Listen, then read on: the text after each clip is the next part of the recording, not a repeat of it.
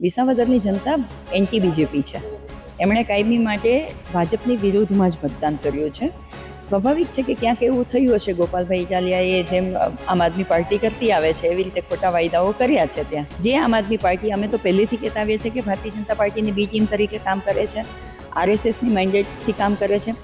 આમ આદમી પાર્ટીનો જન્મ ક્યાંથી થયો છે? કેજરીવાલ ક્યાંથી આવ્યા છે? અત્યારે ગુજરાતમાં પણ એ લોકોએ 2022ના ઇલેક્શનમાં પણ જોયું હશે કે કોંગ્રેસના વોટ તોડ્યા છે. આજે પણ એ લોકોની મેન્ટાલિટી ભારતીય જનતા પાર્ટીને મદદ કરવાની છે. દિલ્હીમાં પણ શું થયું? અમારે બે પાર્ટીની, ભાજપ અને આમ આદમી પાર્ટી બંને એ બી ટીમ થઈને લડે છે, તો અમારી માનસિકતા આ વખતે એ જ રહેશે કે અમે એ ધ્યાનમાં રાખીને જ કે આપણા વોટને ના તોડે અને મેક્સિમમ લોકોને આપણે આપણી સામે કેવી રીતે રહી શકીએ. આણંદમાં સંગઠન સૃજન અભિયાન અંતર્ગત ત્રિદિવસીય કાર્યશાળાનું કોંગ્રેસનું જે સંગઠન છે એની માટેનું આયોજન કરવામાં આવ્યું છે. અત્યારે આપણી સાથે પ્રગતિબેન આહિર જોડાયા છે. આપણે પ્રગતિબેન આહિર સાથે જાણીશું આ ત્રિદિવસીય કાર્યશાળા યોજાઈ રહી છે કોંગ્રેસની. શું કહેશું, નવો જીવ આવશે કોંગ્રેસમાં? કોંગ્રેસમાં નવો જીવ તો એ દિવસે આવી ગયો હતો જ્યારે માનનીય રાહુલ ગાંધીજીએ ગુજરાત કોંગ્રેસ ઉપર ભરોસો રાખી અને સંસદમાં કહ્યું હતું કે 2027 में हम आपको हराने के लिए जा रहे, भाजपा को हराने के लिए जा रहे हैं. और એ જ દિવસથી ગુજરાતની અંદર, કોંગ્રેસની અંદર એક નવો જોમ આવી ગયો છે. અને તમે જોયું પણ હશે કે માનનીય રાહુલ ગાંધીજી ગુજરાતના પ્રવાસે વારંવાર આવી રહ્યા છે. અમારા નેતાઓને તો મળી રહ્યા છે, સાથે સાથે અમારા જિલ્લા પ્રમુખો, તાલુકા પ્રમુખોને પણ મળી રહ્યા છે. અને આજે જિલ્લા પ્રમુખો જે નવા બનાવ્યા છે, સંગઠન સૃજન અભિયાન દ્વારા જે નવા પ્રમુખોની જે ચયન કરવામાં આવ્યું છે, એ પ્રમુખોની શિબિર રાખી છે 3 દિવસ.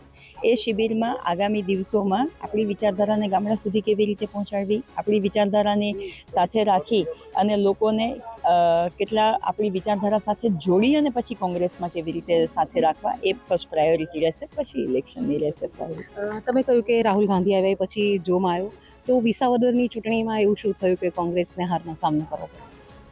હું એવું માનું છું કે કોઈ પણ ઇલેક્શન હોય એમાં હાર કે જીત તો થતી જ રહેતી હોય છે. રાહુલજીના આવ્યા પછી ખાલી એક સીટને લઈને આપણે ટાર્ગેટ કરીને ના કહી શકીએ. બાય ઇલેક્શન હતું. ભારતીય જનતા પાર્ટી છેલ્લા 30 વર્ષથી અહીંયા શાસનમાં છે. શામ, દામ, દંડ, ભેદ બધું જ કરવા પછી પણ એમણે હારનો સામનો કર્યો જ છે ને.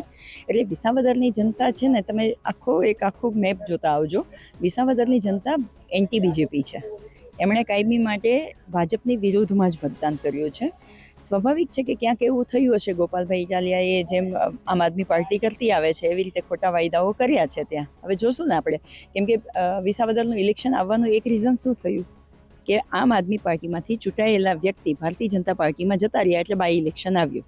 જે આમ આદમી પાર્ટી, અમે તો પહેલેથી કહેતા આવીએ છીએ કે ભારતીય જનતા પાર્ટીની બી ટીમ તરીકે કામ કરે છે, આરએસએસની મેન્ડેટથી કામ કરે છે. આમ આદમી પાર્ટીનો જન્મ ક્યાંથી થયો છે?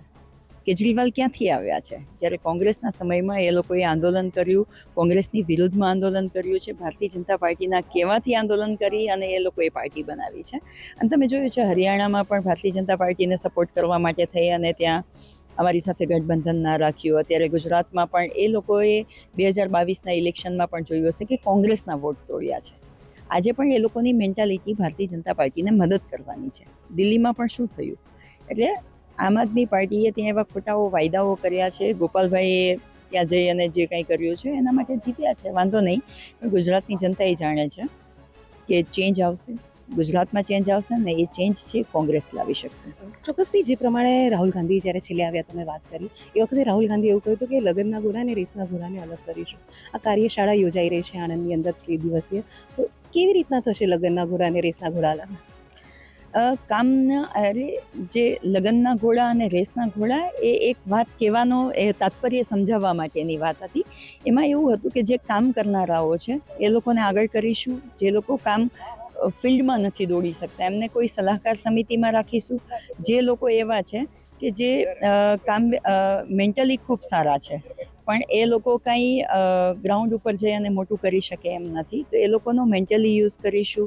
ગ્રાઉન્ડ ઉપર જે જાય છે એમને મજબૂતી આપીશું અને એવી રીતે ગ્રાઉન્ડને મજબૂત કરીશું. રાહુલજી બહુ જ ક્લિયર છે કે આપણે ઇલેક્શન જીતવા માટે પાર્ટી નથી રાખી, કે એમનાથી પાર્ટીમાં અત્યારે નવા ફેરફારો કર્યા છે.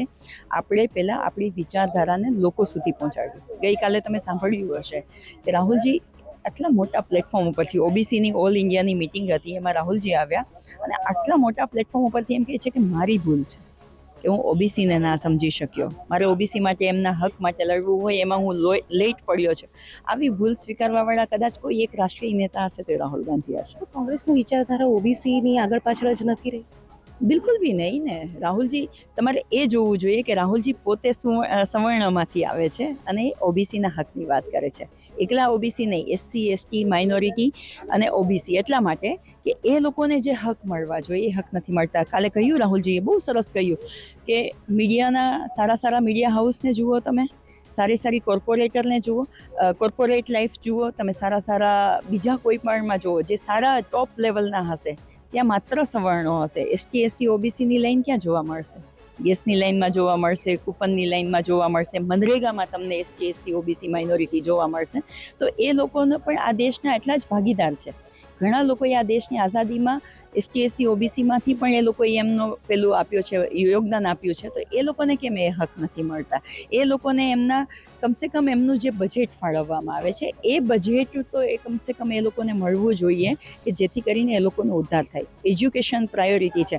આજે ખાનગી સ્કૂલો ગુજરાતની અંદર તમે જોજો, સરકારી સ્કૂલો બંધ થઈ ગઈ છે, ખાનગી સ્કૂલો બહુ બધી છે. તો ખાનગી સ્કૂલો કોની પાસે ગઈ છે? સવર્ણોના હાથમાં ગઈ છે.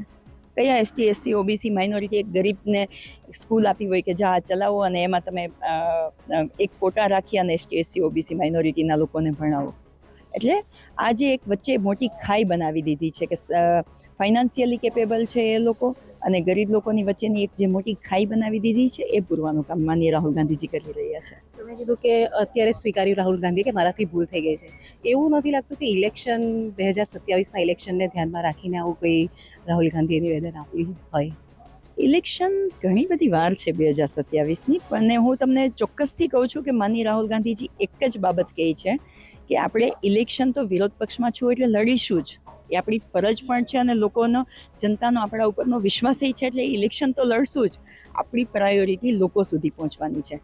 માનનીય રાહુલ ગાંધીજીએ કોરોના વખતે કહ્યું હતું કે તમે નમસ્તે ટ્રમ્પ બંધ કરી દો નહીં તો કોરોના દેશમાં ફેલાયું. આ વખતે પણ જાતિ જનગણના માટે જ્યારે રાહુલજી વાત કરતા હતા ત્યારે પહેલાં મજાક બનાવી રાહુલજીને, એની ઉપર હસતા હતા. પછી એમ કહેતા હતા કે આવી કોઈ જાતિ જનગણના થતી જ નથી અને થવાની પણ નથી. અને છેલ્લે શું કરવું પડ્યું? સરકારે સ્વીકારવું પડ્યું અને જાતિ જનગણના કરાવવી પડી. એટલે રાહુલજી એ વિચારથી, એ સોચથી ચાલે છે કે દેશના લોકોનું ભવિષ્યને કેવી રીતે મજબૂત બનાવી શકીએ. અમે યુવાનોને, આ લોકો ખાલી વાતો કરે છે મોટી કે અમે 2 કરોડ યુવાનોને દર વર્ષે નોકરી આપશું. આજે બેરોજગારીની સંખ્યા કેટલી વધી ગઈ છે? માનનીય રાહુલ ગાંધીજી એમ કહે છે કે અમે યુવાનોને નોકરી મળે એના માટેના અમે સંસાધનો ઊભા કરીશું કે જેમાં યુવાનોને નોકરી મળે. અમે ખોટા વાયદાઓ નથી કરતા. ખેડૂતોની આવક બમણી કરવાની વાત આ ભારતીય જનતા પાર્ટીએ કરી હતી. આજે ખેડૂતની પરિસ્થિતિ શું છે? હમણાં જ જોયું હશે, બગોદરામાં 5 લોકોએ એક આખા પરિવારે આત્મહત્યા કરી. એક બાજુ મોંઘવારીનો માર, બીજી બાજુ ખેડૂતોને એના ભાવ ના મળે. એટલે લોકોની પરિસ્થિતિ અત્યારે પીસાતી જાય છે. એવું માની અને લોકોએ મત આપ્યા હતા કે આપણા ગુજરાતી છે, જમણવાર મોસાળે જમણવાર છે, માં પીરસવાવાળી છે, તો ગુજરાતને કંઈ તકલીફ નહીં પડે. એની જગ્યાએ ગુજરાત જેના લીધે ઓળખાતું હતું, ટેક્સટાઇલ માર્કેટ હોય કે સિરામિક માર્કેટ હોય કે નાના ઉદ્યોગોથી જે ગૃહ ઉદ્યોગોથી જે ગુજરાતનું નામ ફેમસ હતું, એમાં નાના ઉદ્યોગો બંધ થઈ ગયા છે. આજે ટેક્સટાઇલ માર્કેટ અને સિરામિક માર્કેટ તો બહુ ડાઉન ચાલી રહ્યું છે. તો ડાયમંડ માર્કેટ તમે જુઓ કે ડાયમંડ માટે આખા વિશ્વમાં આપણે ફેમસ હતા. એ કેટલા બધા હીરા ઘસનારા ભાઈઓ છે આત્મહત્યા કરી રહ્યા છે. તો આ જે પરિસ્થિતિ ભારતીય જનતા પાર્ટીના છેલ્લા 10 વર્ષમાં જે ઊભી થઈ છે કે લોકોના આવક બમણી થવાની જગ્યાએ આવક ઘટતી જાય છે અને મોંઘવારી વધતી જાય છે. તો રાહુલજી એના ઉપર કામ કરવા માંગે છે કે લોકોને મોંઘવારીનો માર પણ ના પડે, લોકોના જે સામાન્ય કામ છે એ પણ થાય, સારું એજ્યુકેશન મળે. તમે જુઓ તો ઇંગ્લિશ ફ્રી સ્કૂલ આપવાની વાત કરી હતી રાહુલજીએ કે ખાનગી સ્કૂલમાં આજે છોકરાને ભણવા મૂકે તો મિનિમમ ₹1,00,000 ફી છે. આજે ગવર્મેન્ટ જો ઇંગ્લિશ મીડિયમની સ્કૂલ ફ્રીમાં આપે તો સ્વાભાવિક છે કે ત્યાં સામાન્ય ઘરના લોકો, મધ્યમ વર્ગના લોકોને ત્યાં પહોંચાડી શકે, ત્યાં મોકલી શકે. આગામી ચૂંટણીમાં આમ આદમી પાર્ટી કેટલું પડકાર રહેશે? આમ આદમી પાર્ટી નો ડાઉટ અત્યારે એક પેલો ફુગ્ગો ફૂલેલો છે અને જે હવામાં ઉડતો હોય એવી રીતે ઉડે છે. પણ જનતાએ એમને ગયા વખતે જ જાકારો આપ્યો હતો આમ આદમી પાર્ટીને કે 3 થી 4 બેઠકોમાં સમેટાઈ ગયા હતા અને જે ચૂંટાયા હતા એ અત્યારે ભાજપના ખોળે જઈને જ બેસી ગયા છે. અમે માનીએ છીએ કે ચલો એક પાર્ટી તરીકે એ લોકો અહીંયા આવ્યા છે, કોંગ્રેસને નુકસાન કરવા આવ્યા છે, તો આગામી દિવસોમાં અમારી રણનીતિ એ રહેશે કે અમારે બે પાર્ટીની, ભાજપ અને આમ આદમી પાર્ટી બંને એ બી ટીમ થઈને લડે છે, તો અમારી માનસિકતા આ વખતે એ જ રહેશે કે અમે એ ધ્યાનમાં રાખીને જ કે આપણા વોટને ના તોડે અને મેક્સિમમ લોકોને આપણે આપણી સામે કેવી રીતે રહી શકીએ એ રીતે જ અમે ઇલેક્શન પ્લાનિંગથી લડીશું. ચોક્કસથી પ્રગતિ હારી જણાવી રહ્યા છે કે જે પ્રમાણે કોંગ્રેસ અને આમ આદમી પાર્ટી અને ભાજપ જે છે એ અને બી ટીમ તરીકે લડી રહ્યા છે અને હવે કોંગ્રેસ જે છે એ ભાજપ અને આમ આદમી પાર્ટીને ટક્કર આપશે તેવી વાત પ્રગતિ હારી હાલ કરી રહ્યા છે. હેતાલી શાહ, ગુજરાત તક, આણંદ.